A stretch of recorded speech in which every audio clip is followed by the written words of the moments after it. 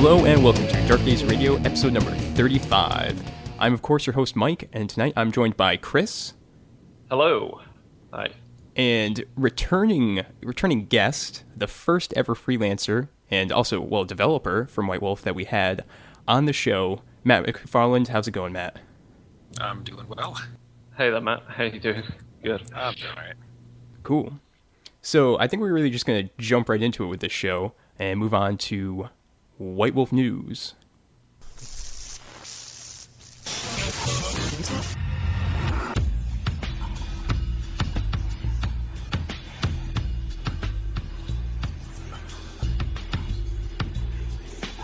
So, White Wolf has been kind of busy, I guess. They've been putting out some products. One, of course, is the Werewolf Translation Guide, which was developed by Matt McFarland and written by Stu Wilson, I believe. Mm-hmm. That's right.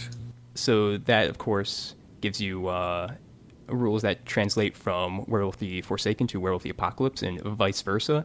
Tribes, lodges, all that kind of stuff. Matt, do you have anything you want to discuss with that, other than, telling people to go out, buy it, and enjoy it?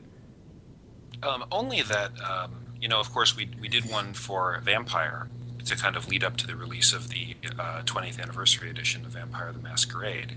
And that product was originally meant to be, I think, a lot shorter and free. Mm-hmm. Mm-hmm. And then I turned in the draft to Eddie Webb, and he kind of went, oh, found a lot of stuff to do with this. All right, awesome. And so that kind of set the stage, I think, for the one that we did for Werewolf, and I think the one that we're going to be doing for Mage.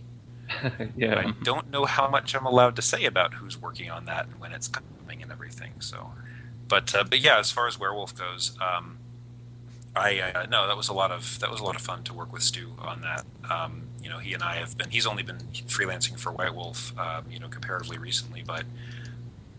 We've been in contact, back in the days of the old White Wolf forums and on Werewolf the Apocalypse, and he's done a lot of his own work with games like Eternal Legends and Black 7, and so when that came up with Werewolf Translation Guide, I'm like, all right, I know who I'm putting on this. This will be good. So, and that turned out really well, I think. Cool. Yeah, I haven't checked it out yet, but definitely I've heard some good things, and I know a lot of the Werewolf the Apocalypse fans just went crazy when it came out, because it was like, they're finally getting a new book after how long, just like how the Vampire the Masquerade fans were reacting about a year ago. Right. The fact that, Mage is then obviously also being worked on, I mean, everyone's going to go mental for that one as well. So it's nice to know that it's being worked on. If that's the only thing that has to be said, it's being worked on. Mm-hmm, mm-hmm. Yeah, I think mental is the operative word, because it's just going to be crazy flame wars the second it comes out. Yeah, Rich Thomas asked me, if I wanted to work on the Mage Translation Guide. I'm like, I don't know if I do or not, actually. I don't want to be burned by that. And in all seriousness, though, I know Vampire really well. I know Werewolf really well, and that was probably the game in the old world of Darkness that I did the most work on. And but Mage, I only ever worked on one book. Okay. Fair enough. But it was never something I was as familiar with. Now, of course, Awakening I'm very familiar with, but I think that there are probably people who are better suited to do it, to the translation guide than I am. So I'll be very interested to see how it works. And these are games where the systems are kind of similar, but the underlying paradigm, if you will, is very different. And so I'll be interested to see what gets done with it. Awesome. And another thing that came out from White Wolf is, of course, The Falling Scales Part 1, which was, written by Matt McFarland. You think we planned this or something, don't you? They do have other authors, I swear. Falling Scales Part 1 was, it was meant to be a 2-part, I think, series. And the assumption is that you're playing mortals, but it would work just fine playing supernatural characters. And I don't know how much I want to say about it. Actually, it is out, but let's see thematically what's going on with Falling Scales. A lot to do with kind of learning about the supernatural, but even if you're already involved in it, learning and discovering what it means to be supernatural and what kind of effect like this hidden world has on everything else, on the mortals that live there, or on kind of how they operate. I guess collateral damage is one of the themes. Right. Interesting. Matt, I have a question for you, and I'm pretty sure you don't have any control over this, but we saw about this time last year we had the Werewolf Forsaken Chroniclers guide coming out, which used the subscription model, which was also used in the Scion companion. Now, why didn't they go for that with the Falling Scales? I have no idea. That's as you say, that's not anything that I have anything to do with. I'm a freelancer. They come to me when they need something written or developed. But as far as the business decision goes, that's not something that I'm part of. That's cool. And so I don't know how well it worked out for them for the Forsaken Chroniclers guide and for the other books that they've used it on, or if there was something else about the way that Falling Scales was structured that made that impractical. I don't know. It's just the reason why I'm curious about it is because, as it stands, Falling Scales Part 1, you can buy print on demand, and it's only about 52 pages long, which is really small. And it seems like it would be better bang for your buck if you just got the entire compilation at the end, all put together. That would make sense. I don't know. Cool. And also for White Wolf, we had V20 Companion is out for Kickstarters only. So if you didn't do that, too bad. I've got it though. It's pretty sweet. Lots of Christopher Shy nipples. I mean, he drew lots of nipples. Is what's going on with it. Not what I expected with the art direction, but I guess Rich Thomas liked it. Cool. And with that, the other thing in the news, actually two things. Mummy's three rumbling things. on. Three things. Yeah. Mummy, of course, is they're actually working on that, and we know now it's been confirmed that the Mummy characters are going to be ancient, as opposed to like the newly embraced kindred or newly transformed werewolves. They're going to be these ancient beings, which is similar to how we had it with the Shem Suheru in Mummy First Edition and Mummy Second Edition, which is pretty exciting, and it's going to hopefully give a nice, interesting change to the new World of Darkness. Yeah, I'm looking forward to seeing it. I know exactly as much as anybody else at this point. Out in the internet. So I know I just learned the subtitle when everybody else did. I'm very keen to see what the team does with it.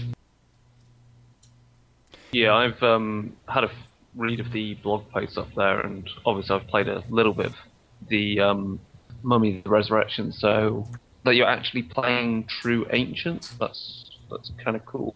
It's going to be interesting to see how they work that out, because it was always very overwhelming, I feel, with the original Mummy games.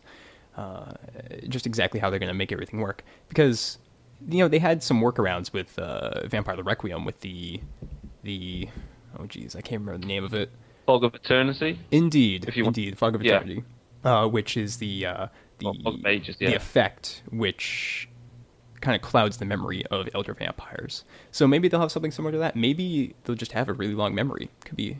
Yeah, I can. The one thing I wouldn't want to go through a process of is working out various stages of previous history in a manner equivalent to. I'm trying to think which game. Nephilim. Yeah. I was just thinking that. Took so many hours to throw out that one. Yep. But it was good fun. It gives you a lot of insight, but it needs something. Yes, but definitely not quick. You can't just whip up Nephilim characters real quick for a pickup game. So I don't know. We went through in Ancient Mysteries discussion of the Fog of Eternity and kind of what time does to elder vampires' memories. But of course, I have no reason to think that any of that is going to have a specific bearing on what they do with Mummy. Interesting. Next up is Children of the Revolution is up on Kickstarter. It's pretty cool because they're actually linking. If you buy like the PDFs, you also get Children of the Inquisition, Children of the Night, and Kindred Most Wanted, which are the books that have kind of inspired the new source book that's coming out. So that's kind of an interesting thing that they're doing. It gives you a little bit more than just getting that one book, which should make quite a few people happy. So I don't know if either of you have Kickstarted for it. I have not yet. I'm considering it, but we'll have to see. I have not.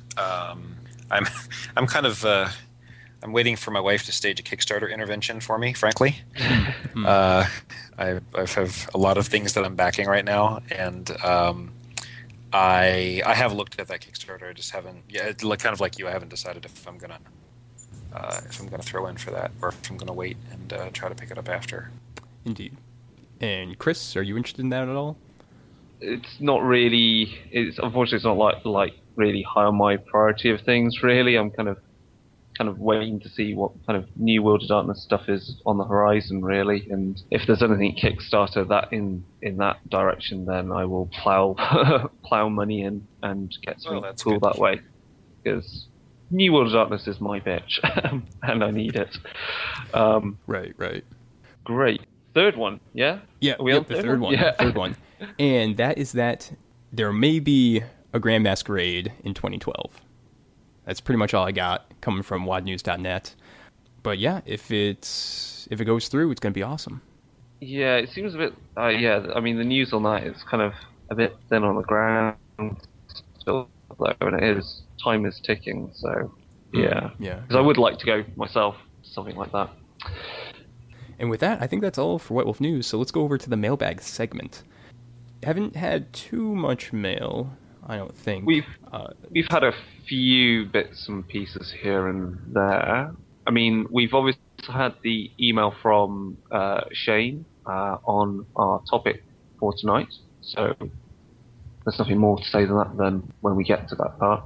We had an email from Alakov about Hollow Ones, about do they have to be goth? And I think it was just really myself kind of addressing the fact that Hollow Ones are kind of about really how their paradigm is how it's different, and it's not about being goth or alternative. It's about how they kind of mash together different methods to create their own magical system, rather than being, say, Order of Hermes or Sons of Ether. They take what seems appropriate and make their own magical methods, which is interesting when I kind of started writing that reply, because it made me think more about New Mage and how it's all about correspondences between the physical world and the where you're getting your power from. So yeah, it was a good email to write back. I have a few more comments to send back to him on that one.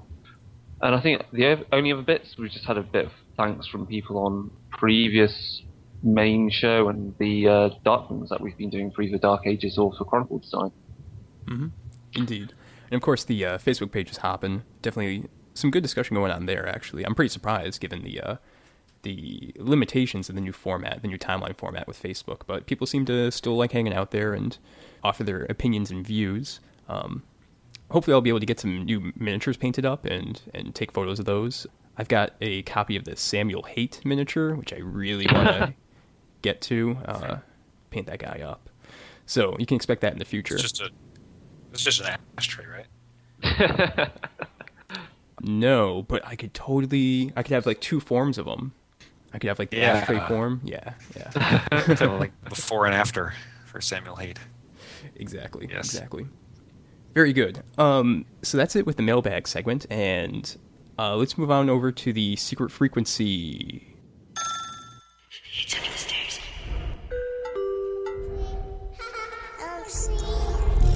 I love my mom. But oh wait, it's not actually secret frequency. Chris, what is this new segment? The new segment, which is kind of give us a break from doing secret frequencies so we can find some more weird stuff out in the world. This new segment is through the Kirlian Camera.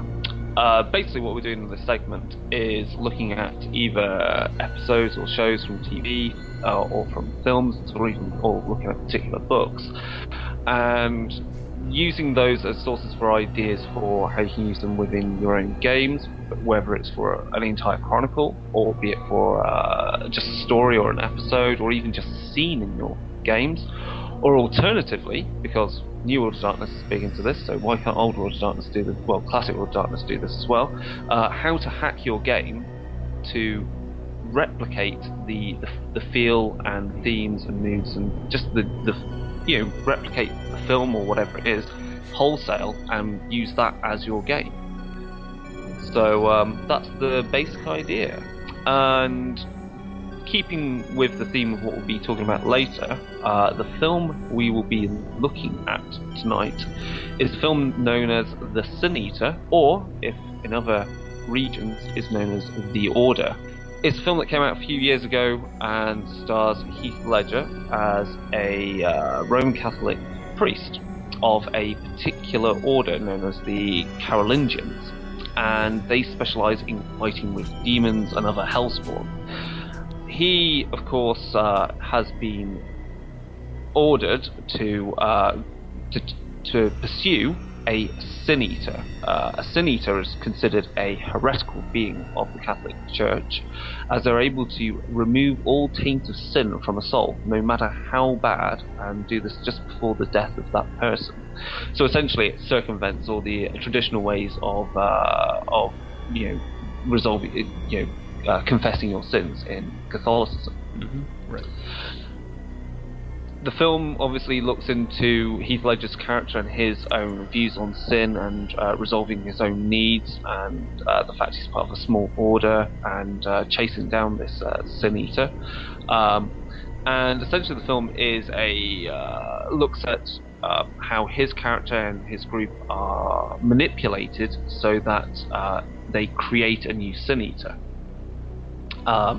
It also looks at kind of the ideas of heresy within the Catholic Church, and there's some wonderful scenes, one of which involves a person known as the Black Pope, who they go to for information. And in this scene, the Black Pope has 3 victims who have bags over their head, who are hung, and at the moment of death they can be asked questions, and they can see, the other realms and be able to give them information on things which normal living beings cannot see.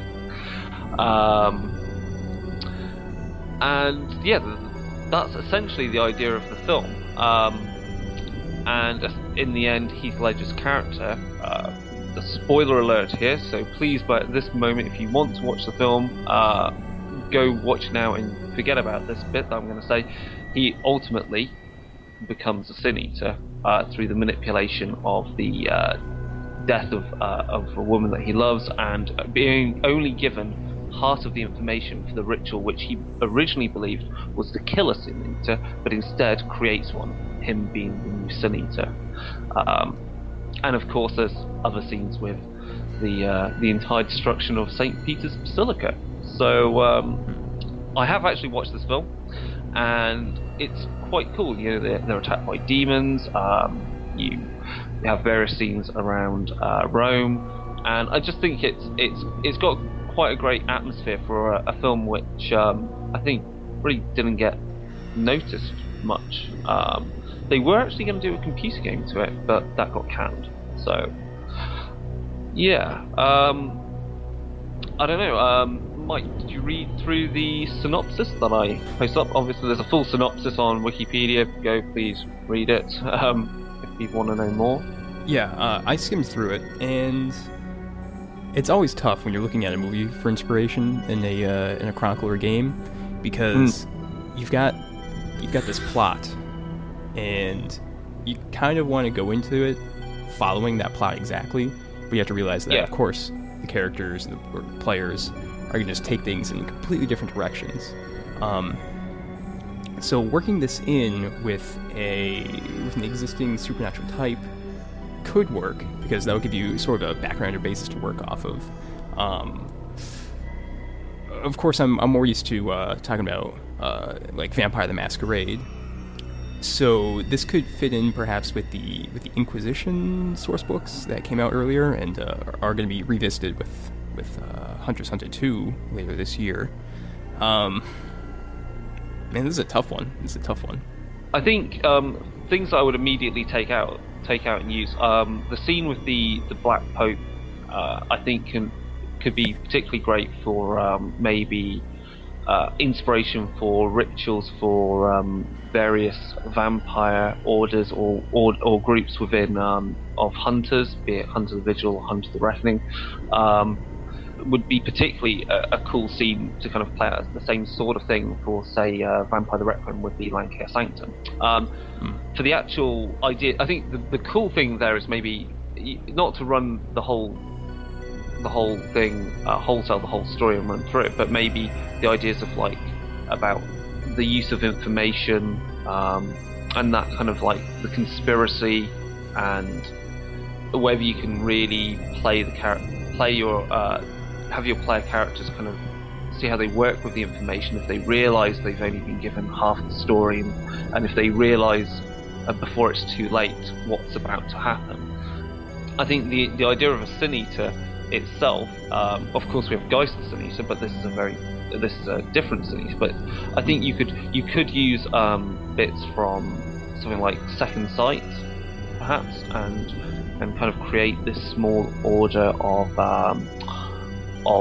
beings who are humans that can remove sin, and that might play as be an important thing for characters that are, say, being influenced by demons and want to have their sins purged from them, so the demons are also exorcised.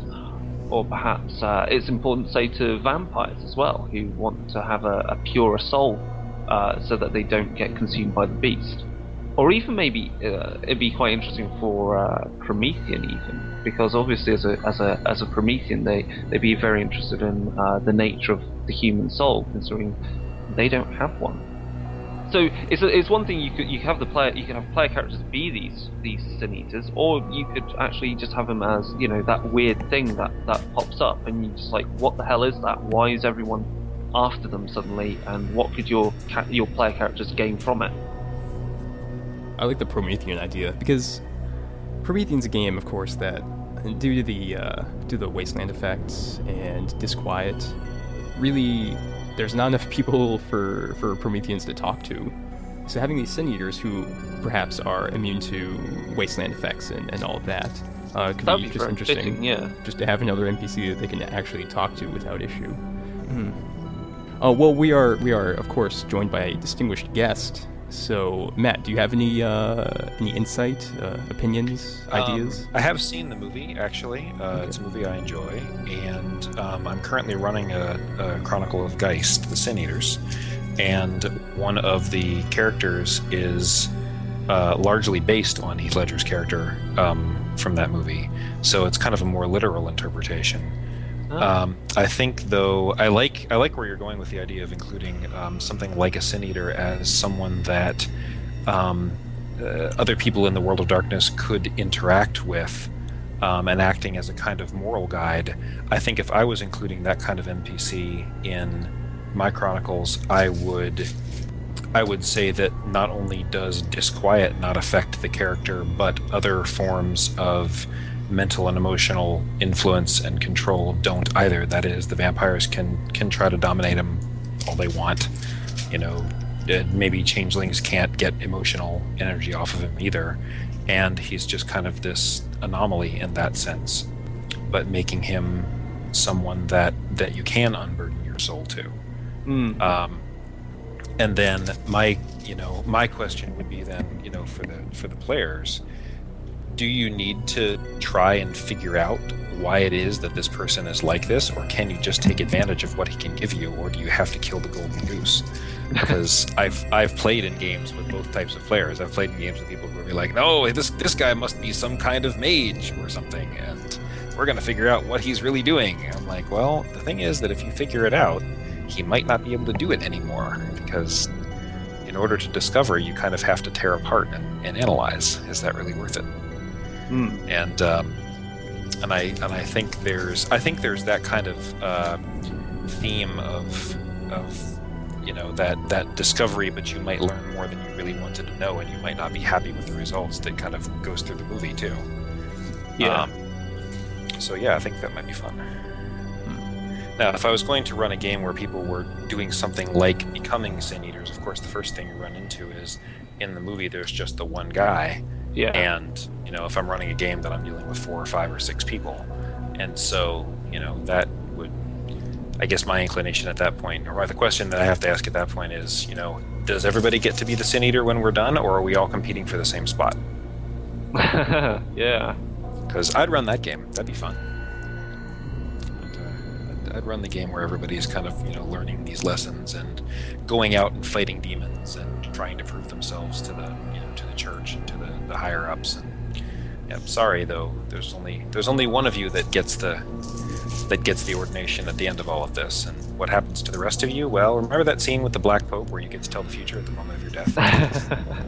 Nice. Yeah, that seems really, really. I thought was particularly great. I was just like, wow, I can't wait to use that in some game.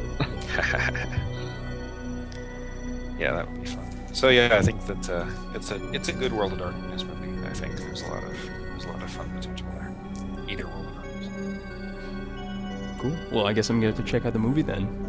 So, Chris, do you have any other comments on the Cineater then? Not particularly. I'm just trying to think of things of a similar theme. Perhaps The Right, which stars Anthony Hopkins. That's a really good kind of has a good ambience, that film. And also, I would say, of course, if you like your Johnny Depp films, Night's Gate is particularly good, and again is about someone pursuing some power without really knowing what he's getting into. So yeah, heresy and demons, fun. If you Seventh Seal, actually, Seventh Sign with Demi Moore. Okay. I've not seen that one. Is another. She's not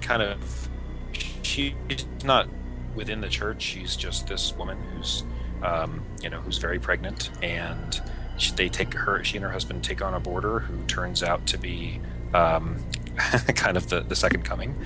And it's been a while since I've seen the movie, but there's a lot of this kind of apocalyptic Christian mythology going on, and it's less about getting involved in a kind of sect of the church, and more about the world coming to an end, and what within this Christian paradigm can we do to prevent that. But it's got some of the same feel to it. I think it maybe, if you're going to run a game like that, it would be worth checking out. Cool. Okay. All right, so with that, I think we should move on over to the main segment of the show, which is going to be a topic of highbrow storytelling. Topics of highbrow storytelling. All right, so Chris, you initially started discussing with Shane this topic of infernalism and cults and all that. Would you like to kind of bring us all up to speed on what you guys discussed? Yeah. Okay, so essentially, Shane's email was looking at infernalism, and he'd been running some Dark Ages games, and he was really looking for some interesting ideas on the presentation and use of demons within games. He initially looked at talking about the Bali and their disciplines, but also demons and how they relate to mortal, say, and mages in the Dark Ages setting. And I kind of expanded that to also include a bit more of World of Darkness in general. He was also, because he also wanted to know stuff that was to do with New World of Darkness and things such as Belial's Brood take on demons, and of course you have in Mage the Awakening you have the Goitia demons, and of course you have Abyssal, and you also have everything within Inferno and Book of Spirits and Werewolf and so forth. So we have a lot of options when it comes to the depictions of infernalism and demons, because there are many different lenses through which we can look at this topic. So that's where I kind of started from, and obviously why I delved into Inferno, the New World of Darkness, because back in episode 3, Vince and Mark were talking about New World of Darkness Inferno, and they briefly did a review of it. But I think there's some particular things of importance that we can pick up in that book, and things we can gain from that, and how to use it in our games. And Mike, you've been looking at some classic World of Darkness books for Vampire: The Dark Ages and Dark Ages Vampire. Indeed. So the ones I looked at were Ashen Cults, which is for Vampire of the Dark Ages, and Devil's Due for Dark Ages Vampire, which was developed by this here guy, Matt McFarland. Yep. That was I think the last book that came out for Dark Ages Vampire, actually, before the end of the world, as it were.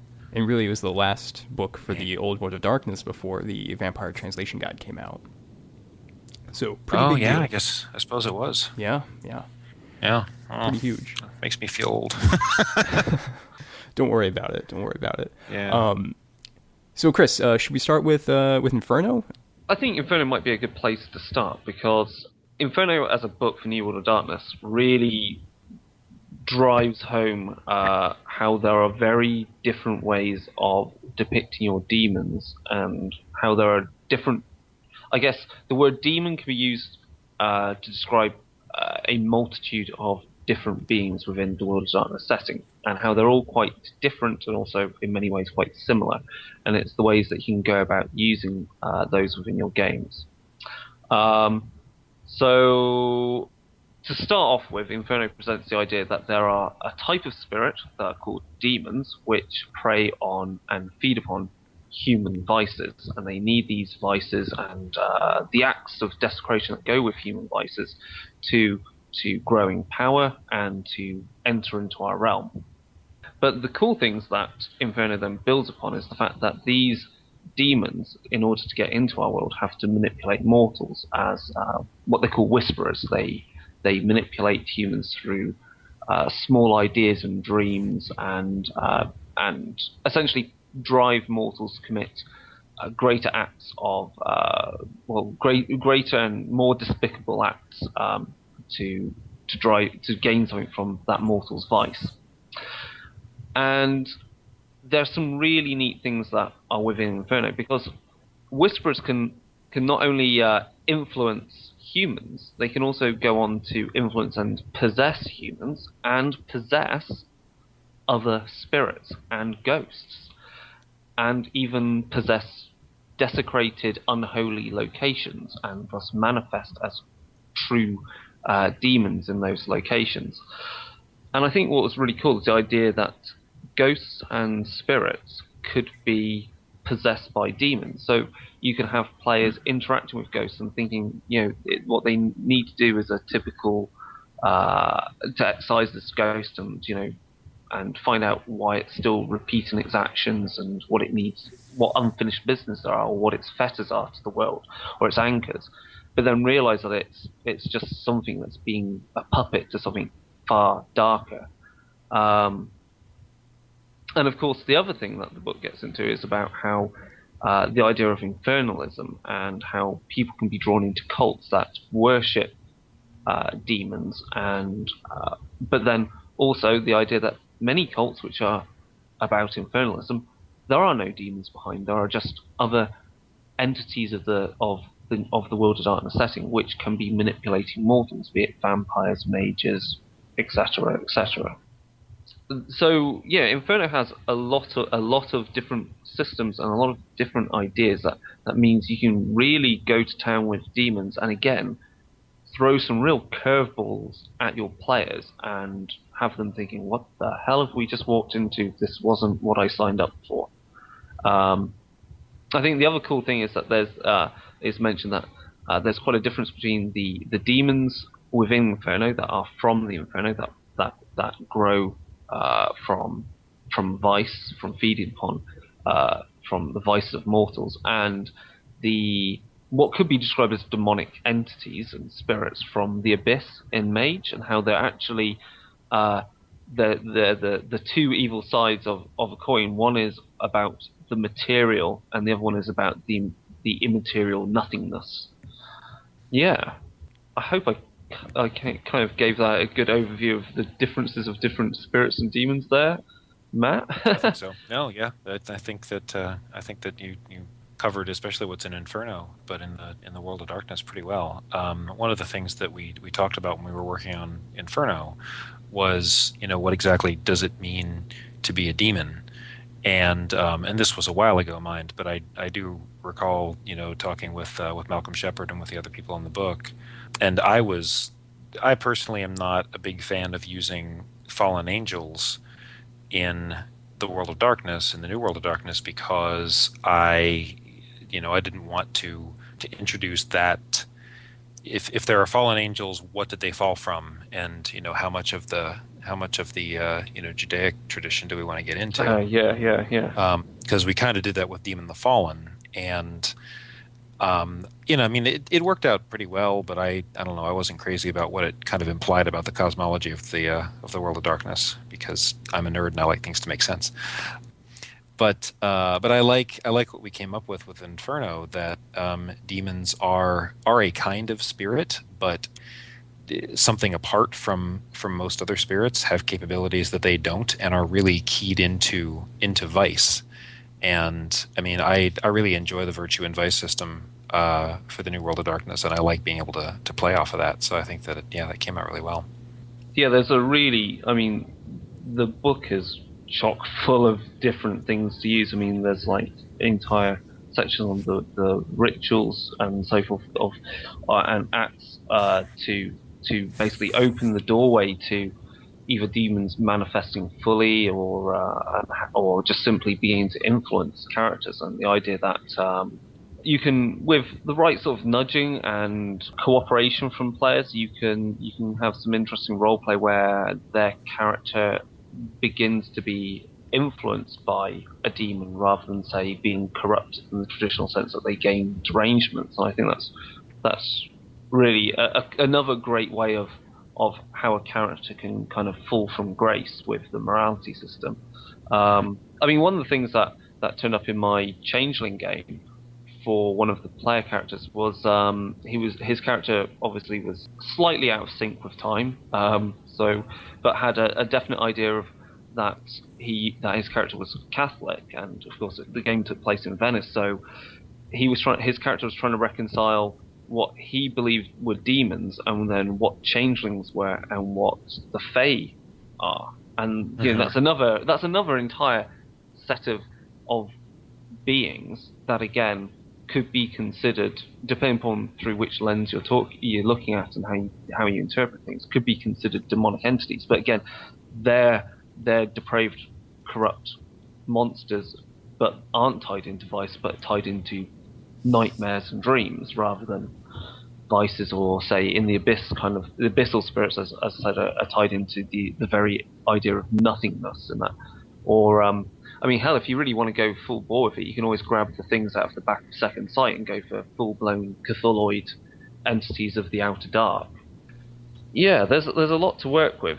I think the cool section really in Inferno is that it builds upon some other bits that were within New World of Darkness Antagonists, which is about cults and how they are built up upon what ideas they're built upon, and whether they're old or new or ancient, and whether they're cults of personality or if they're cults of concept or ideas, or just simply of a particular vice. And I think making use of, I think that's the really cool thing, is making use of these cults and heresies, and you can be really manipulative with your players. And that's something that turns up within Ashen Cults, really, is that you have all these heretical groupings and their interpretation of how the world works. So there's a lot there. I'm trying to kind of form what things you can learn, say, take from New World of Darkness Inferno and start applying to classic World of Darkness games, maybe. Well, if I may, I just love the image or the idea of a let's say you're playing Demon the Fallen, and there's some Slayer who's all like, yeah, I'm an awesome demon dude, and then he runs into this Inferno style demon, and he's just like, what? This is not what I expected. Yeah. That's always a fun thing to do.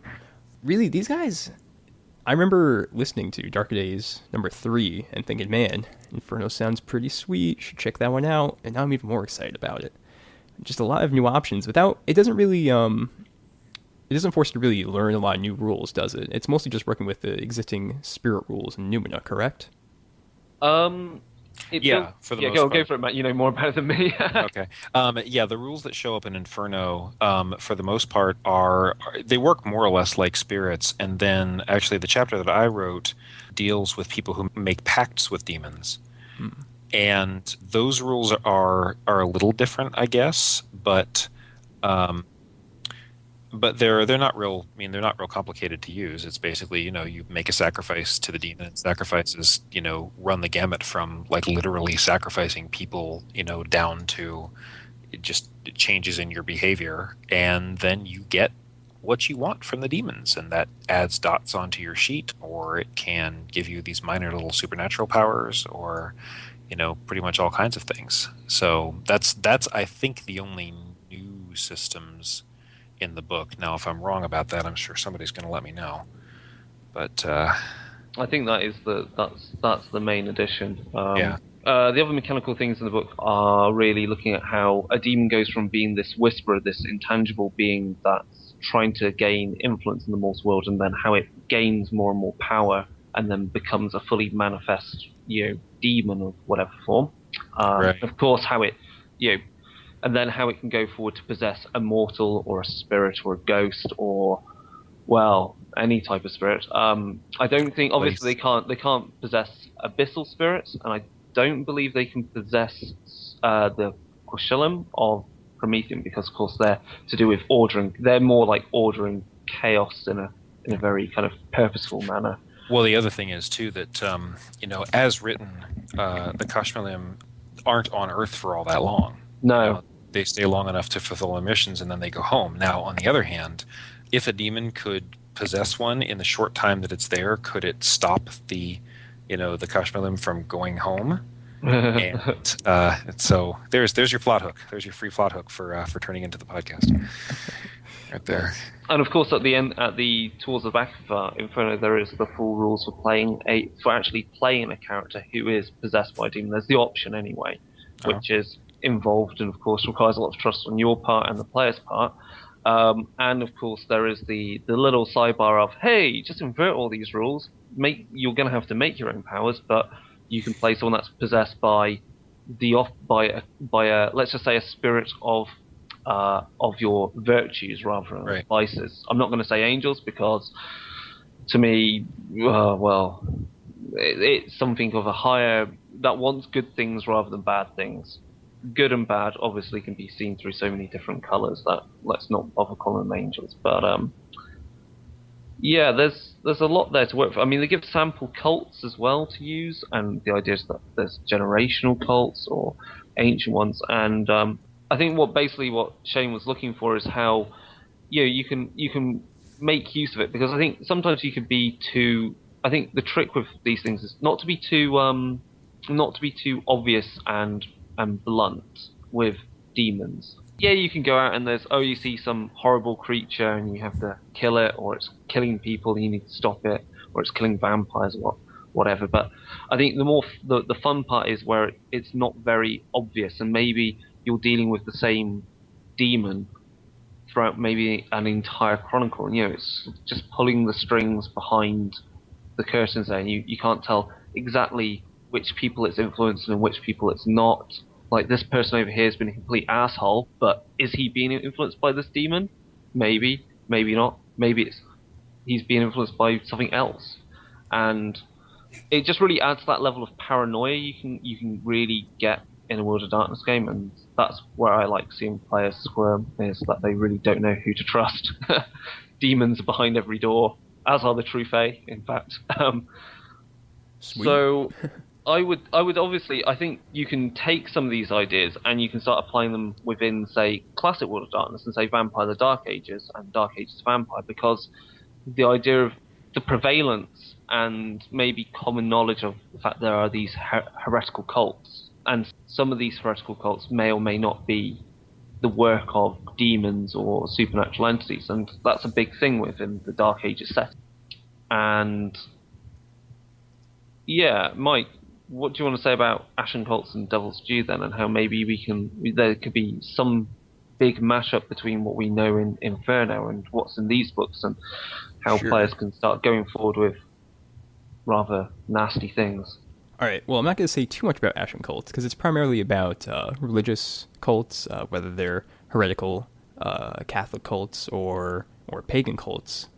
But like the second chapter in the book is actually pretty much just an in-character how-to guide for making a cult, told by a caitiff elder to his child. And it's very interesting. It's very useful, I'd say, for Devil's Due, which we're going to discuss in a second. And it goes through and talks about how to gather up members, how to create rituals to base the cult around, and basically just how to keep the followers inside of it and loyal to it.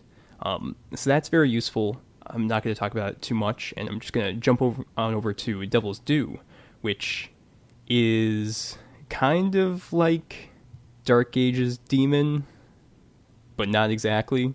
It's the closest we got. Yeah. Closest we got. Yep. Matt, since we have you here, I've always had some questions about this book. It's pretty long. I should go it's grab my almost copy then. Yeah, it's almost like 200 pages. There's very little art in it. You can go like 4 or 5 pages of just walls of text, and then you get, like a half-page piece. Right. So I've always kind of wondered, like, from the production side of it and the development side, what was going on? Did this book just kind of spiral out of control and it became way bigger than you expected, or was it originally supposed to be a hardcover, maybe? There was never any talk about it being a hardcover, but I think, now again, this is a few years ago, but I think what happened was that we went kind of really over our word count for the book. Right. And what usually happens at that point is that, production comes and says, well, cut some words out. And I think at this point, I think for this book we said, no, we don't wanna. We like the words that we have in this book, and there's not really a lot of stuff that I want to cut. And so we just wound up not putting as much art in per, per chapter or per section that we usually do. The other thing is too that again, that's the last book for the World of Darkness, for the old World of Darkness, and everything, schedules were kind of shifting underneath us at that point, and it just may be that there might have been more art for it, and it's just everything was in such chaos at that point that for whatever reason there weren't as many pieces. But I'm speculating at this point because again that was a while ago, and I think it's more likely that we just went over our word count and didn't wind up cutting to compensate. Okay. Well, that's good enough. And the other thing is that, Matt, you of course worked on Demon the Fallen a bit. The demons presented in Devil's Due, which some of them are earthbound, which we know existed in the past for a demon, but some of them are summoned and then possess humans. If I remember correctly, those didn't really exist in the canon of Demon the Fallen. There weren't that many of them, at least. No, they were uncommon. Yes. And, Dark Ages was always supposed to be the past of the modern World of Darkness, except when it wasn't. Right. So, for things like Devil's Due, we tried to respect Demon the Fallen as much as we could, but still have a book that had a lot of interesting things in it. So I think that there was always talk that things like that happened, that demons did get summoned and possessed people occasionally. It just wasn't real common until, the reckoning happened and all these demons came back to Earth. Yeah, I think that clears it up because, as we found out with Samuel Haight, it wasn't that fun to play a character that's an ashtray. So Earthbound's there, just an urn. Not too fun. Yep. Cool. That's true. All right, so let's talk about this book a bit. It, of course, starts off by discussing pretty much the history and the story that's presented in Demon the Fallen, with the war in heaven over creation and the banishment of the rebels to hell, and then they become demons, basically. Skipping over that, the second chapter in it is basically all about cults, because that's the major source of power for demons in the old World of Darkness. By tapping into the divine spark and faith and worship of human beings, that's how they get their power and can survive outside of the heavenly host. And it's pretty interesting how it talks about the different cults that can spring up around a demon.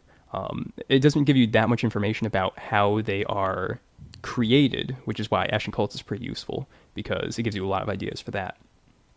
But just to kind of review a couple of the ideas presented in the book, it talks about theistic cults, which are when a demon basically poses as a pagan god around typically a small community, and tries to keep them in that way with rituals and rites. But the demon, of course, has to be very careful to stick close to the customs and typical worship to that god, which may not be in keeping with the vice that they're trying to feed off of or feed.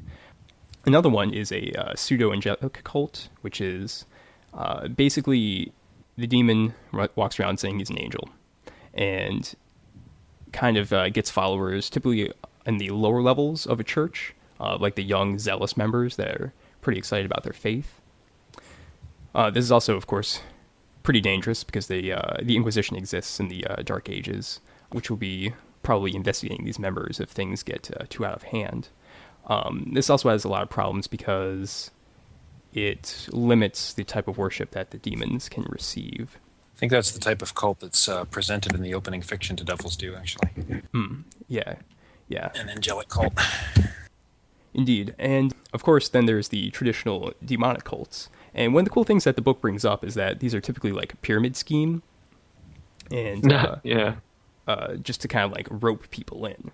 So that's all well and good. The book also discusses diabolists, which is what they call a person that summons a demon and tries to bind them and get power or pacts from them, hopefully without any strings attached, but that doesn't always work out, as we know. And then finally comes the my favorite part of the book, the real gem, which is it talks about a couple example cults of not demon cults, but diabolists, and it's got the a mage fellowship for Dark Ages mage called the Circle of Red. And these guys are pretty cool, and I'm really excited that this is included in the book. And you can use the ideas from the Circle of Red for an actual demon cult if you wanted to, because they're pretty interesting. So it's it's kind of a pyramid scheme, which starts off with merchants as like the lowest class, and they kind of economically support the group. And then they have the next tier, which is like hired killers, security, spies, that kind of stuff. And they also work to get the sacrifices and that kind of stuff. And then up top is, of course, the mages, the Veneficti. And these guys are pretty interesting. When you think of, like, Faustian diabolists and like the thralls of demons, you think of people that are very debased in some ways. But these guys, as it's described in the book, indulge in they have calculated indulgence. And the exact quote I have written down here is, deliberate sin removes the power of temptation. So that's a very interesting idea, that they limit themselves so that they're not tempted by demons when they summon them.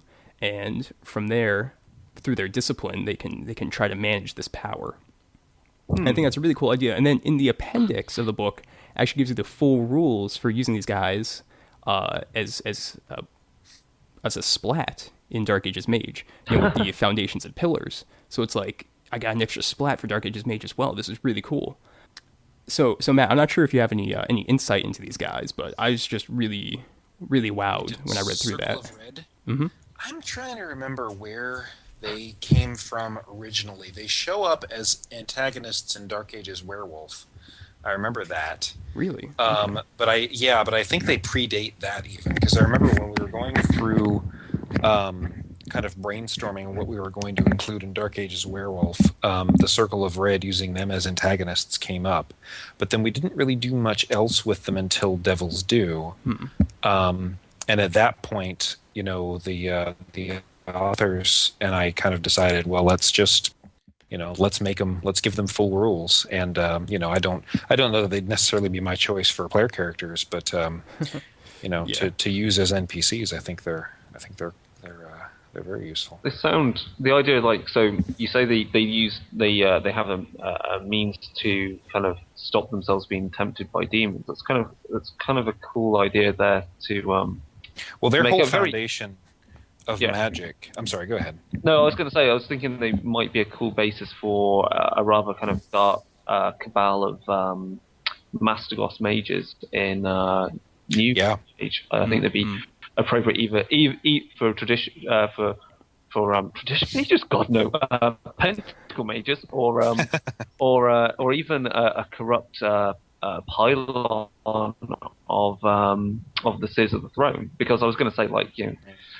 cults and so forth appear in those groups, those types of mages in various forms. So yeah, go ahead. Say a bit more about. Write them up as a sure. You could write them up as a legacy off the Mastigos pretty easily. Yeah.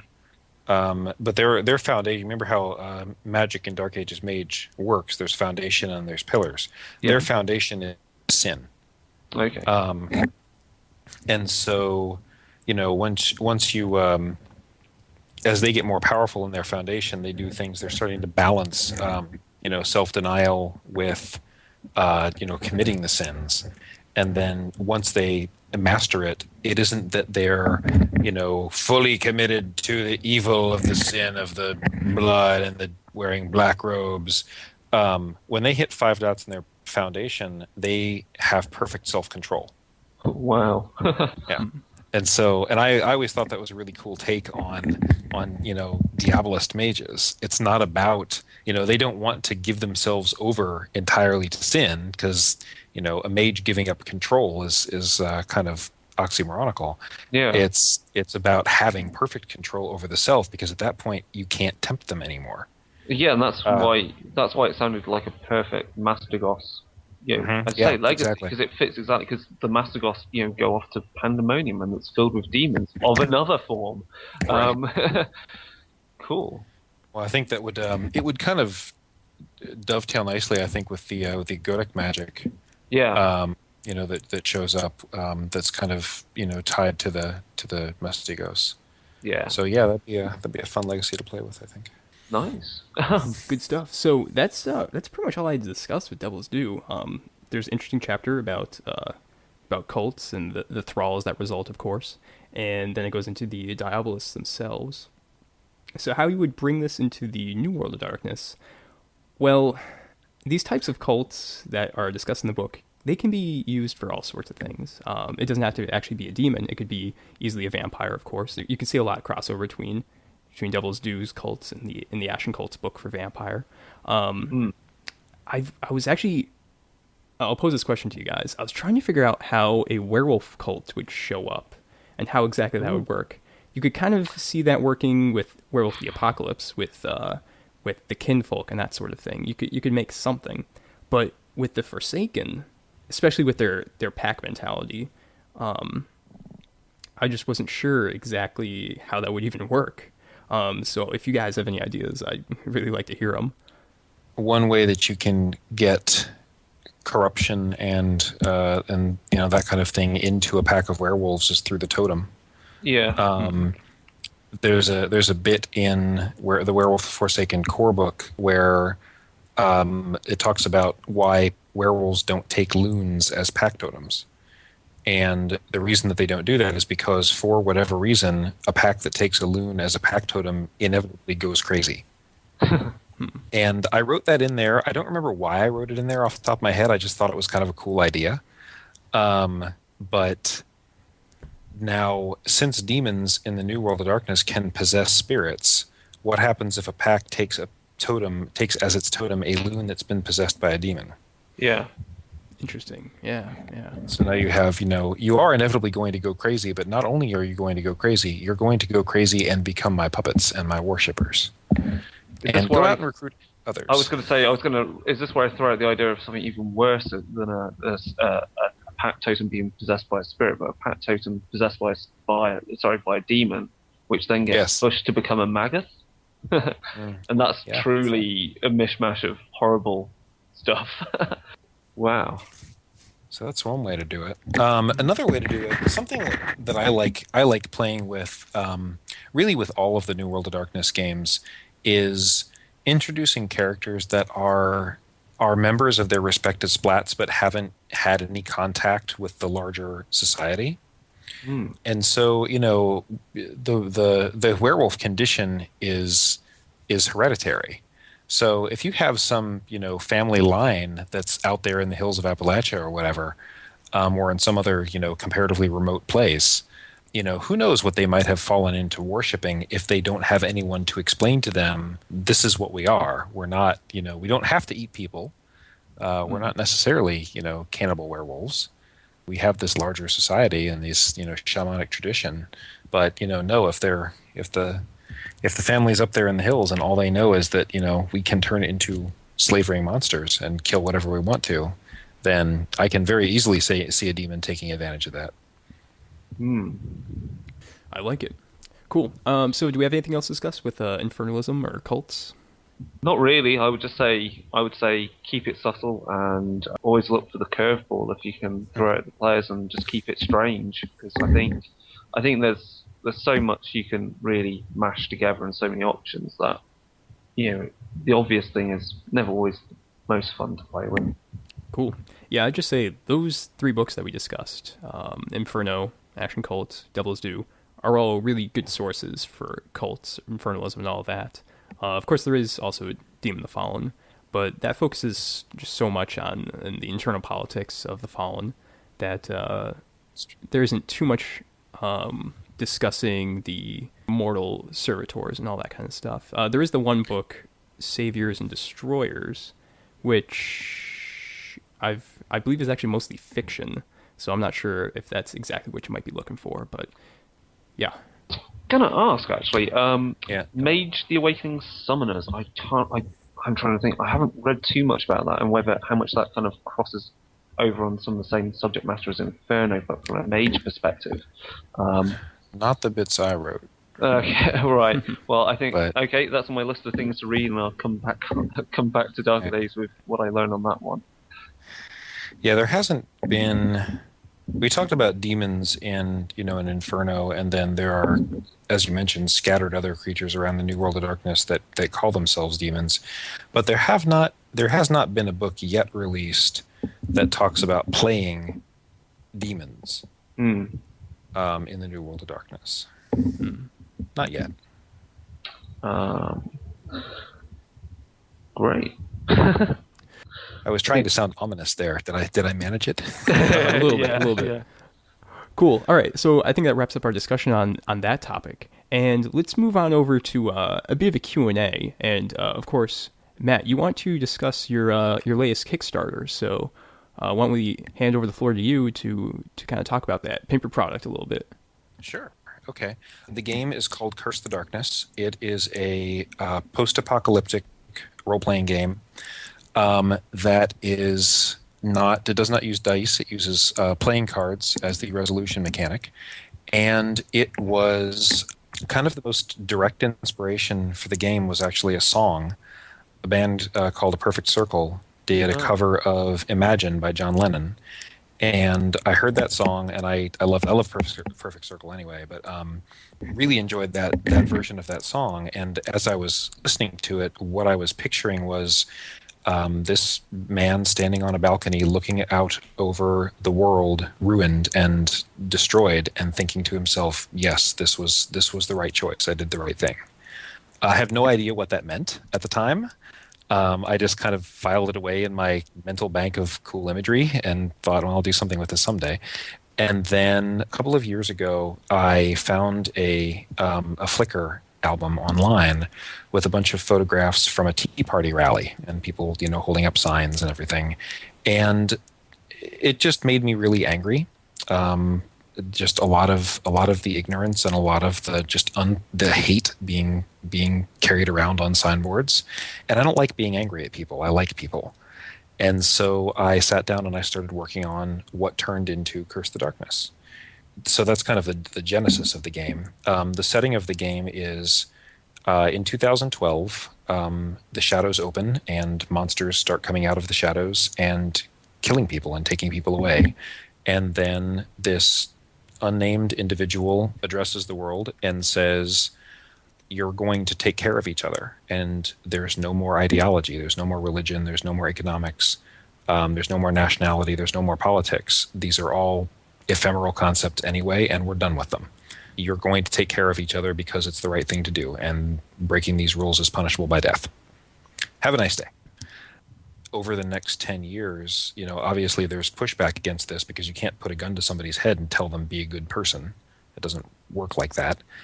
And so over the next 10 years, a large chunk of the world's population is killed. And so when the game picks up by default, it's 10 years later, it's 2022. People live in communities all over the world because housing isn't a big problem.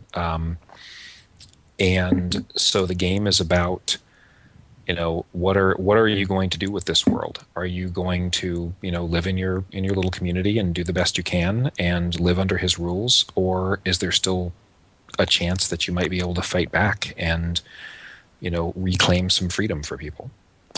And so the essential choice is, do you light a candle or do you curse the darkness? The mechanics of the game are kind of built to reinforce that. Every story in Curse the Darkness, whether you're doing a one-shot game or a multi-session story, or if you're going to really go whole hog and play a long chronicle, a large part of it is player created, and you create your scenario at the beginning of the story, and you answer these questions, which are where are we, where do we start, what just happened, kind of an event to sort of set the scene, and then what is the goal? What after we achieve what is the story over? And over the course of the story, you'll lose characters. Characters die really easily in Curse the Darkness, and that was kind of a deliberate thing because any given goal in the game is meant to be larger than the initial group of people that you start with. But by talking about and remembering people who have died, you gain memory points. You can use memory points to kind of fight the good fight as you go. So could you kind of discuss a bit more about the card system and Sure. Actually how the skill checks basically work? Sure. The game uses 3 decks of cards. 2 of them are separated out by suit, so all of the diamonds together, all the hearts together, etc. And then those are the players' decks, and those are the decks that the players use for their attribute checks and their challenges. And then the other deck is the GM's deck. And there are 2 kinds of challenges in the game. A character challenge is a check against one of the 4 attributes. Each one of the attributes is tied to a suit.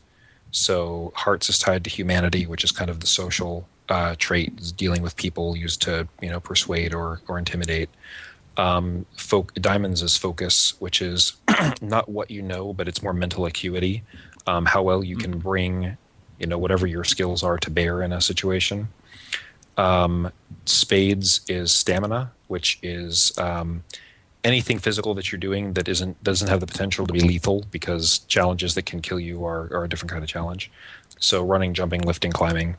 And then clubs are stability, which is how well you can keep yourself together mentally and emotionally under pressure, which, in a setting like Curse the Darkness, where people are sort of dying left and right, and the shadows can open and spew forth monsters at any moment, is kind of an important thing. So when you're making a character challenge, you compare you have 1 card of each of these suits showing.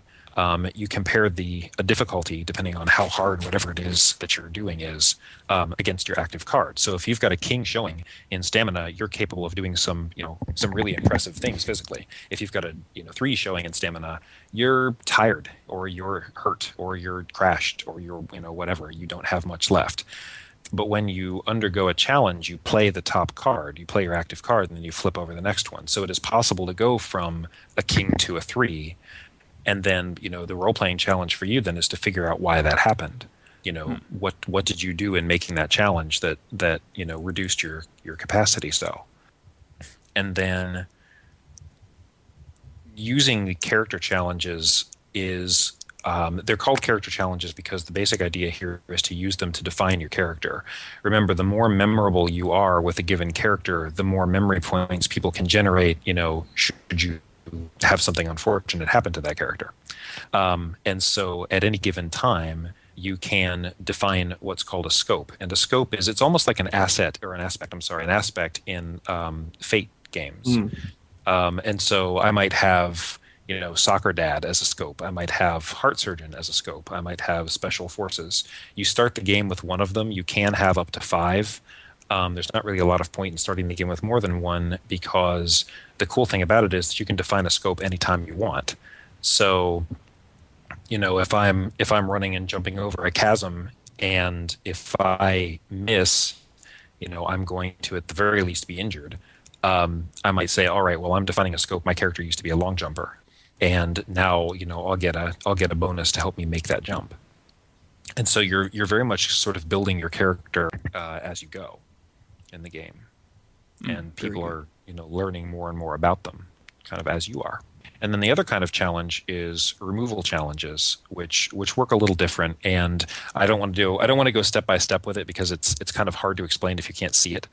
But the long and the short of it is, everybody who's involved in the removal challenge, and that can be one person at the table, or that can be all of the players, depending on the situation, will wind up defining each suit as one of 4 results. And the 4 results are: succeed and stay, that is, I succeed on what I'm trying to do and my character stays in play.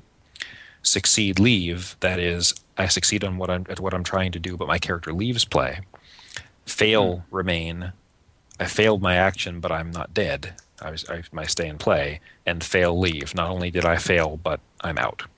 So I ran a game of Curse the Darkness last night, as a matter of fact, and at one point during the game we had a removal challenge that 4 characters were involved with, and what was happening was this angry mob was kind of trying to push its way into the building, and the characters were trying to hold them back. So 3 of the characters were trying to barricade the doors and keep these people out, and 1 character was trying to warn one of the other characters who was already in the building and was not part of the removal challenge, that this was happening. And what happened was 3 of the characters that were trying to barricade the doors, succeeded on what they were doing and stayed in play. So they were all fine. They kept the doors, firm. And then the last guy, unfortunately, failed at what he was trying to do. He drew fail, leave. And what happened was that he was turning around to try to warn her, like, hey, there's an angry mob coming in. And one of the people from the mob managed to crack him across the back of the head with a club, I think. And that was kind of it for him. And what that means is that later on, when people say, hey, what happened to this character? Oh, well, someone hit him on the back of the head and we weren't able to revive him. And then if you talk about that character, you wind up accumulating memory points. But we talked earlier about using movies to kind of, represent what kind of games we want to play. One of the movies that I think works nicely as a depiction of Curse the Darkness is 28 Days Later. Okay.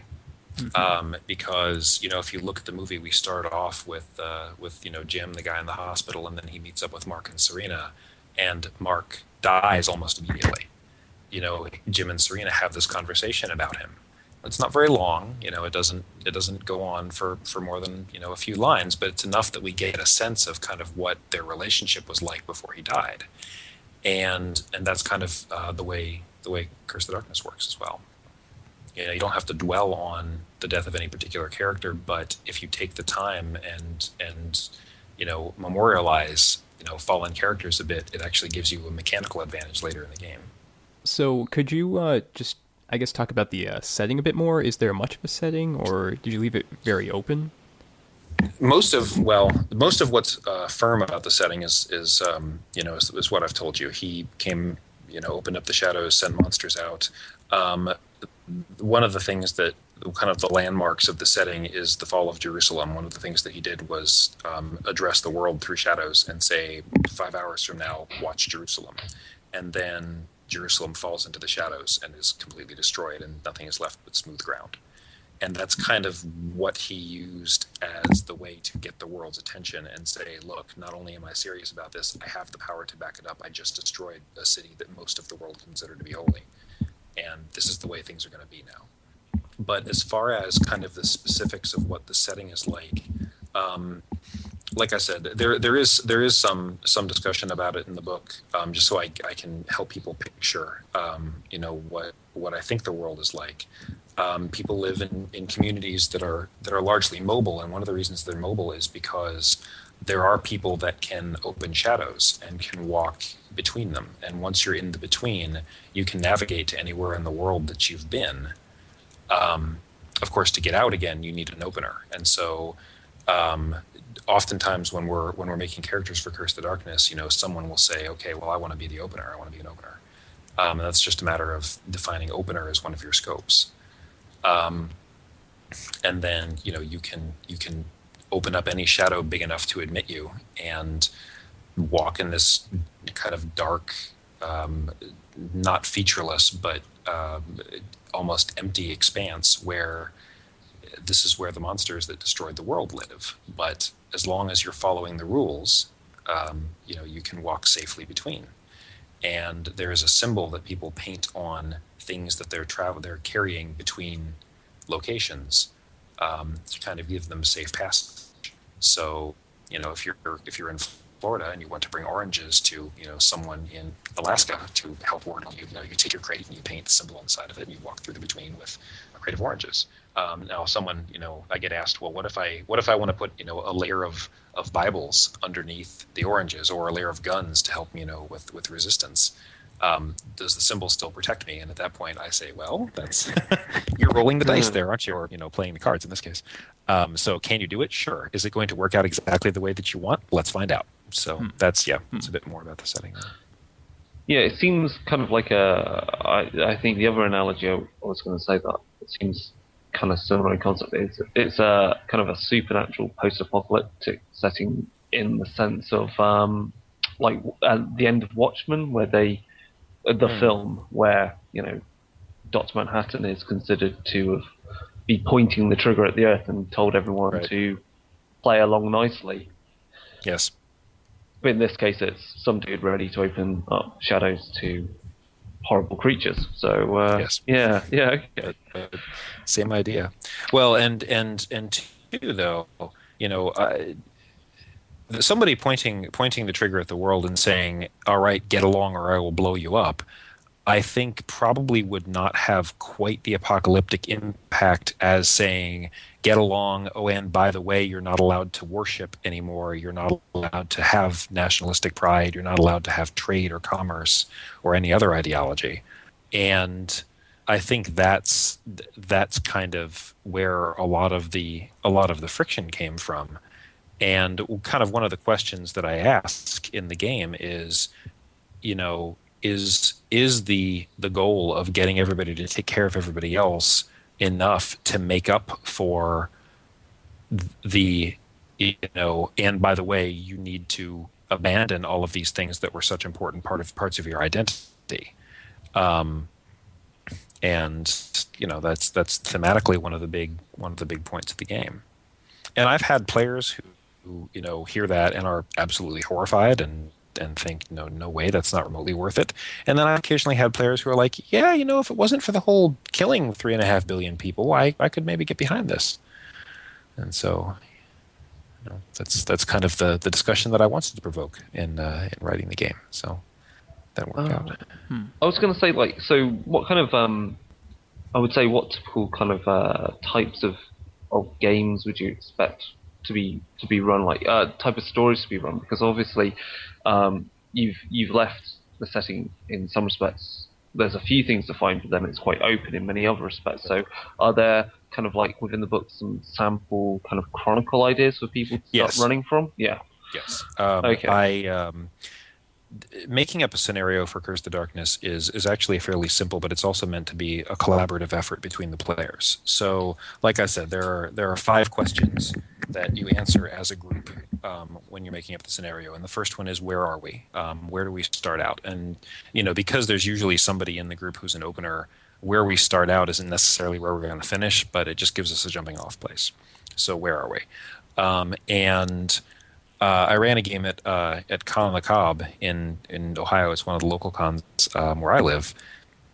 And they decided, okay, well, we're going to start in Akron, Ohio, which is not far from where we were, just to kind of give them a sense of familiarity for the players. So, okay, so we're going to be there. Well, what just happened?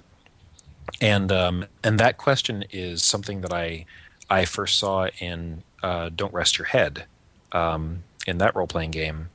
And I really liked because it immediately engages the players in the world and in the setting, and it also gives the GM something to jump off from. So what just happened? Well, in the game that I mentioned that was in Akron, the players or the characters had just learned that Washington D.C. was burning. It was burning out of control, and of course, there's no fire departments anymore. So it was all going to be destroyed if this continued unchecked. And then the next two questions are: how are you following the rules, and how are you breaking the rules? And I ask, how are you following the rules, because it helps. It helps the players and the characters kind of figure out what their part is in the setting. Are they farming and providing food for people? Are they helping to provide skilled care or medical care? In this case, they decided that all of the characters would be former teachers, and so they had kind of set up this school. Because there are still kids, and they decided, well, they still need to be educated, so they just were careful to avoid teaching verboten topics. Well, then the next question is, how are you breaking the rules? And that was kind of their answer to that. Like, we sneak in stuff about religion and politics and so forth that we really shouldn't be talking about, but we feel is important to learn about. And then the last one is, what's the goal? And they decided that their goal was going to be, they were going to go to Washington, D.C. and get a copy of the Declaration of Independence and try to save it from the fire. And so this is a one-shot game. So this is very, very focused on this group of characters. Whereas if you're playing a game that's going to go more than one session, it's going to take more time to kind of achieve the goal, I always recommend that people choose a goal that's larger than this particular group of people, because you're going to go through multiple removal challenges and you're probably going to lose characters. And so it needs to be a goal that's appealing enough to anybody that you might pick up that you can keep the story going. Character creation is really simple, and you're meant to be able to just grab someone who was an NPC. And when I'm running the game, I try not to define NPCs any more than I absolutely have to, because at any given moment, we might go through a removal challenge, someone loses a character, and then I can hand them another character card and say, okay, well, the guy on the boat that you were just talking to, why don't you write him into memory, and you can tell us what he's like, and make him a character. So yeah, but there are sample scenarios in the book that go, some of them are one shot, some of them are 3-session stories, and then some are chronicles that would take a lot longer to resolve. And then if you go to cursethedarkness.net, there are also scenarios that I've written up. Occasionally I'll get an idea for a scenario and just write it up and throw it up on the blog, just to kind of showcase different things you can do with the game. Somebody on RPGNet just recently actually wrote a hack for Curse the Darkness to use as a disaster movie. Because that's pretty fun. I thought that was cool. Actually, he kind of said, okay, well, I'd take out all the apocalyptic parts of it and take out the between and the monsters and everything. But if you wanted to do 2012 as an RPG, this is a pretty good system for it, because you're not rolling for every single action that your characters are taken, but anything that you do should define the character a little bit more. And then characters die really easily, but they can die, in furtherance to the plot or in helping the other people. So I'm like, oh, that's actually very clever. I like that. Yeah, definitely. Cool. So Matt, this is obviously up at Kickstarter. Do you want to just kind of review a couple of the backing levels and like what kind of cool stuff people can get? Absolutely. All right. So the Kickstarter, and of course you can go to kickstarter.com and search Curse the Darkness, and it'll come up. And we made our goal. We made our funding goal. So this really is happening, which is very exciting. If you, let's see, $15 is a backer level that gets you a copy of the PDF of the game, and then a 50-sheet character pad. I mentioned character cards. These are basically character sheets, but they're smaller because you don't need as much space because there's not that many stats. So you get the PDF, and then you get a pad of character sheets shipped to you. $25 gets you a copy of the book, a physical copy of the book, which will be in softcover, and it will be eventually will be available through Drive-Thru RPG's print on demand. And then let's see. There are a few. Oh, so this is kind of cool. There in the book, there are going to be little sections of graffiti. One of the things that I kept picturing when I was writing the book was that graffiti is one of the ways that people have expressed dissent and despair at what's going on, and have tried to communicate with each other, or have just used as a way to kind of be heard. And so there are going to be 25 sections of graffiti in the book that backers are going to write. Now we've sold 21 of them, so there are 4 sections. There are 4 slots left, and $35 gets you a physical copy of the book, one of the character pads, and then you get to write a section of graffiti. So there's a few left of those. I like that. Then the other one. Say it again. I like that. Yeah. Yeah, I had one of my friends snapped one of those up pretty quickly, and then she just emailed me the other day. And it's like, I have an idea for my graffiti. I'm like, awesome. So, and I don't want to. Yeah, actually, no. I'll tell you about hers just because I think it's fun. Okay. She wants to have days since the coffee ran out, and then a bunch of hashtags. I'm like, oh, it's funny, but it's sad because of coffee.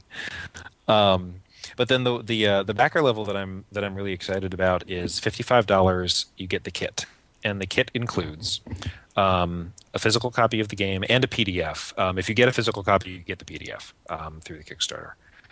So you get a copy of the game. You get 3 decks of cards. One of them has the symbol that I mentioned on the back, and the other 2 have a candle logo that was designed by Nigel Sod, who's a really awesome artist. You can see his work at nigelsade.com, nigelsade.com. So 3 decks of cards, 5 player mats, which are sheets basically that serve as reminders for what each of the 4 attributes do. And then the other sheets that you need to play the game that work with removal challenges, a character pad, 2 muslin bags, one of which has memory points, one of which has between points, which are another part of the game. The GM accumulates between points, and if you get too many, then shadows open and he notices what you're doing. And then a pad of scenario creation sheets. So this is everything that you need to play Curse the Darkness. The only thing you'd need to supply is pencils. And that's $55, which is a pretty good deal, I think. Yeah. Huh. And then some of the higher level ones, if you want to give me $150, then you get the kit, you get a t-shirt, and I will write you your very own scenario for Curse the Darkness. Scenarios for Curse the Darkness aren't very long, so it's not like I'm writing you a whole source book, but I will cheerfully work with you and include whatever elements in your scenario you'd like me to. So, and I've sold a couple of those. I would like to sell some more. Awesome. Good stuff. Yeah. All right, Matt. Well, we'll be sure to put a link to this in the show notes, and that'll be great. With that, I guess we'll start wrapping things up. Chris, do you have any last questions for Matt? If I had an entire show, I would basically talk about his various chronicles for Vampire and Changeling the Lost, because every so often I get a chance to remember, I haven't looked at the updates to that. I'll obviously go to Matt's live journal and look at updates to those chronicles that are being run, which are awesome, because if I've not used something directly from it, it's at least inspired me in some way for my own chronicle. So people should go and read that. In particular for Changeling, because Changeling can be a weird beast to run at times and need some ideas. No, I don't have anything more to say. I think the only stuff I'm wrapping up is everything else that we're up to in future. Isn't that right, Mike? Because we have Darklings galore going on. Indeed we do.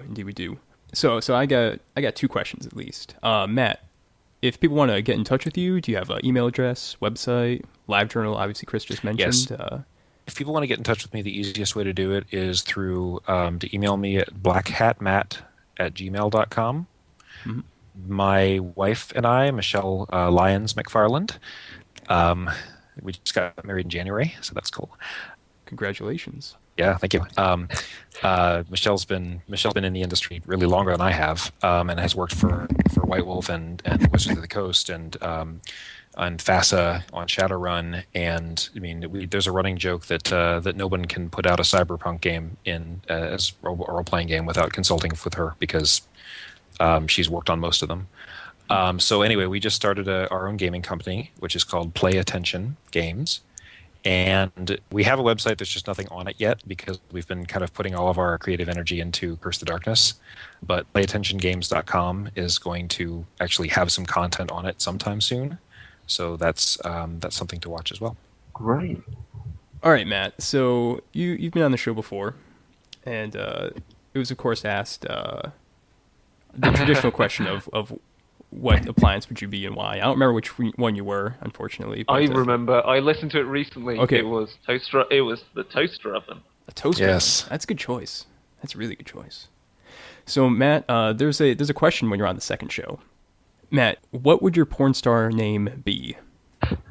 Oh, I got this actually. Okay. Of course, there are a couple of formulas for determining your porn star name, and one of them is the name of your first pet and the street that you grew up on. And in my case, using that would make me Harry Deepwood. And I don't think I can do a lot better than that, actually. So, Wow. yeah, that's right. Very good. Wow. Very good. I think a friend of mine, you know, the Jedi name thing for working that out. How does that work? Oh God, which it's first. Wait up, let me get this right. It's the first 3 letters of your last name, then first 3 of your first name, and then first 3 of your mother's maiden name, and then the first 3 of the town you grew up in. Oh, good grief. Yeah. So, but anyway, it turned out that my friend's, it wasn't his, it was another friend's one, turned out to be Dick Darklabar. And I thought that's like a Jedi porn star name, if I've ever heard one. So Jedi porn. There's a market. yeah. I'm sure there is. Oh, God, my Jedi name would be like largely unpronounceable, I think. Right. All right. I'm trying to figure it out, and I'm not getting there. So, Mike, what other stuff do we need to remind people of? I know I've got another Dark thing at some point to record on Chronicle design. Oh, definitely. And there's going to be another Dark Ages Darkling coming out from Steve and Adrian pretty soon, so that's going to be pretty exciting. Of course, to stay up to date with Darker Days Radio, you want to check out Facebook, Darker Days Radio on Facebook. We got Google Plus as well, where we are Darker Days Radio as well, I think. Yeah, if people want to look for that, we have that. We have our Posterous blog, where things get cross-posted to, because it's easier, and I might write something like recently, because I played on the beta for Secret World, which is kind of filling a slot before World of Darkness MMO turns up. Mm-hmm. We also have a Twitter, which is Darker Days Radio. Yep, I definitely. think. And we have a new domain name, darker-days.org, because we're totally an organization, obviously. It's good stuff. Cool. So, and also, of course, if you want to send us any feedback, give some stuff for the mailbag segment, darkerdaysradio@gmail.com. And I think that's all the stuff we got to mention. Matt McFarland, outstanding having you on the show. Very exciting. I'm a huge fan, of course, of Dark Ages Vampire and that entire game line. So it's really fun to talk to you about all that. Yeah, Thank you. Always a pleasure. Really great it seems like this episode was perfect, basically. Yeah, it really worked out.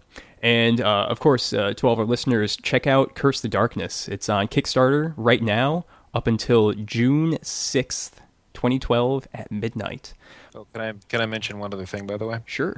For any listeners who are going to be at Origins in Columbus, Ohio at the end of this month, or at Gen Con in Indianapolis in the middle of August, I'll be running demos of Curse the Darkness and running game sessions there.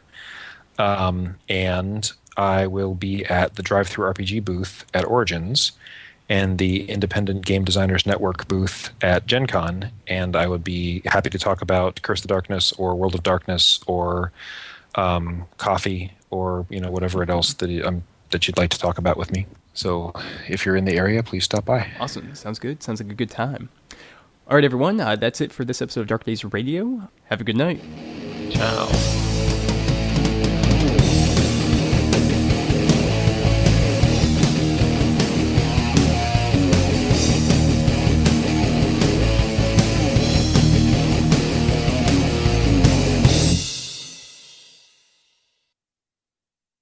Book for Awakening right now that would have dovetailed nicely with our discussion about infernalism. I just didn't think of it because I haven't seen any drafts.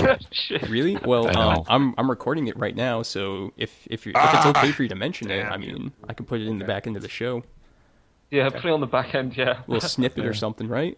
Just come on, make it seem come like, on. God, can I tell you what it's about? Hold on. I'm developing a book for Mage of the Awakening that is about mages. It's about mages who kind of take an alternative path. One might say a left-handed path to magic. Huh? And yeah, I'm really excited to see how this is going to turn out. Like I said, I'm not writing it. I'm developing it. The folks who are writing it are Dave Brookshaw and Malcolm Shepard. And if you've been paying attention, you'll notice that Dave Brookshaw, Malcolm Shepard, and Matthew McFarland are the three people who were responsible for Imperial Mysteries. Yeah. Right. So it's a team that works, I think. So yeah, I'm really keen to see how that's going to come out. David wanted to talk about, but really couldn't last show. Possibly. Interesting stuff. Cool. So